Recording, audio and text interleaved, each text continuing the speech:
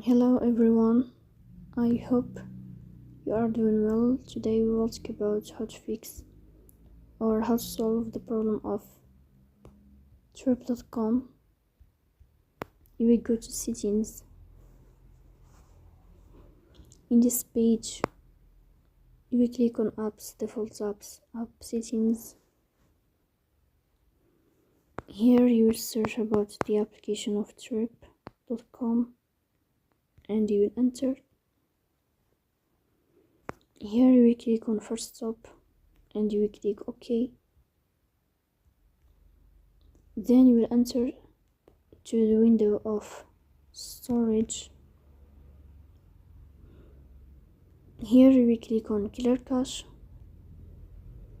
In the end you will turn off your phone and you will restart your phone again, so please don't forget to support us, bell icon, subscribe. See you next time.